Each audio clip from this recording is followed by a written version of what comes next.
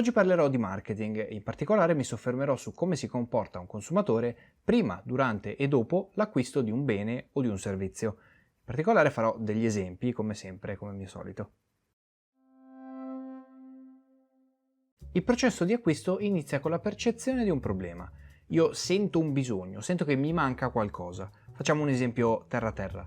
Sto camminando per le vie di un centro storico in piena estate, c'è un sole pazzesco e mi viene sete. La sete è il mio bisogno. E attenzione perché il bisogno può essere anche indotto da una pubblicità. Nell'esempio di prima, se sto camminando e vedo un cartellone gigantesco con della Coca-Cola ghiacciata, proprio con i cubetti di ghiaccio, mi verrà voglia di bere qualcosa, ad esempio la Coca-Cola. Dico bene? In questo caso la pubblicità non fa nient'altro che acuire un bisogno che avevo già. Io avevo già bisogno di bere, poi ho visto il cartellone della Coca-Cola e ho ancora più bisogno di bere. La cosa però può funzionare anche diversamente, può direttamente indurti un bisogno che prima non avevi. Ad esempio, se io sono un imprenditore e vedo un cartellone dell'iPhone 11 Pro Max, adesso non so quali siano gli ultimi usciti, e a quel punto l'imprenditore penserà: devo cambiare telefono, un bisogno che prima non aveva.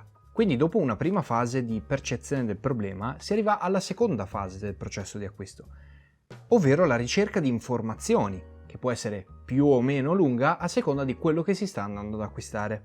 Infatti se il valore del prodotto che sto andando a comprare è abbastanza basso, metti che sto andando a comprare un temperino, a quel punto non guarderò molto di più che il prezzo o le caratteristiche.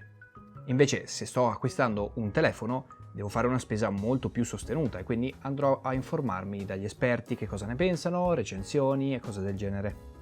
Banalmente, per tornare al nostro esempio precedente, se devo entrare dentro un negozio e comprare una bibita fresca, non starò a guardare più di tanto gli ingredienti che ci sono dietro oppure altre cose. Sceglierò in base ai miei gusti personali e al prezzo. Ovviamente se sta a 50 euro non la compro. Invece l'imprenditore va a vedere quanto costa ovviamente il telefono, però non sceglie solo in base a quello, guarda anche quali sono le caratteristiche, eccetera. Arriviamo quindi alla terza fase, all'analisi delle alternative. Ho raccolto tutti quanti i dati che sono necessari a soddisfare il mio bisogno, ora devo scegliere quali prodotti possono fare al caso mio. Questo insieme di alternative si chiama consideration set. Nel caso del mio turista sono la Coca-Cola, la Fanta, il bicchiere d'acqua, la spremuta, succo di frutta, eccetera, eccetera. Per quanto riguarda invece l'imprenditore c'è l'iPhone 11 o un telefono Xiaomi oppure un telefono Samsung. Non acquisto telefoni da tantissimo, non so più le marche. Quindi una volta che il consumatore ha considerato tutte le sue alternative, opererà una scelta. La scelta è la quarta fase. La decisione di acquisto comporta la scelta di dove acquistare, perché ci saranno tanti distributori con prezzi diversi, sia fisici che online, e soprattutto può sembrare scontato, ma anche quando acquistare. Perché ad esempio il mio turista ha bisogno immediatamente di bere e quindi comprerà subito, ma l'imprenditore può anche scegliere di comprare il telefono tra un mese. L'ultima fase, che per molti è quella più importante, è il comportamento post-acquisto. Il consumatore, dopo aver acquistato qualcosa, si chiede: ho fatto un buon acquisto?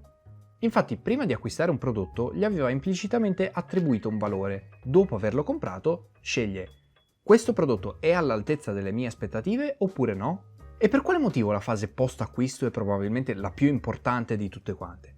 Perché per l'azienda un cliente non soddisfatto è assolutamente da evitare. E questo perché il cliente insoddisfatto molto frequentemente lascia un feedback negativo, avverte le altre persone di non acquistare e questa è una cosa che non si possono permettere le aziende. Le recensioni negative affossano le attività. Al contrario, come vi avevo già detto in un altro video che trovate qui in alto a destra, il cliente che si è trovato bene con il vostro prodotto molto meno spesso lascerà un feedback positivo e dirà ad altre persone di acquistare quel prodotto.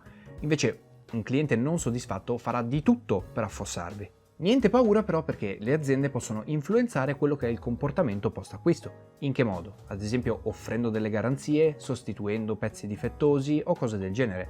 In questo modo, anche se il cliente ha avuto un'esperienza negativa, non avrà un'idea altrettanto negativa dell'azienda che l'ha prodotto. Concludo dicendo che il marketing moderno è sempre più attento a quest'ultima fase, in quanto le aziende si rendono ben conto che influenzare il comportamento post-acquisto può assolutamente aumentare le vendite anche in quei consumatori che non si sono trovati bene con i propri prodotti. Con riferimento alle imprese produttrici di beni di largo consumo, il marketing è il complesso dei metodi atti a collocare con il massimo profitto i prodotti in un dato mercato, attraverso la scelta e la pianificazione delle politiche più opportune di prodotto, di prezzo, di distribuzione e di comunicazione, dopo aver individuato, attraverso le analisi di mercato, i bisogni dei consumatori attuali e potenziali.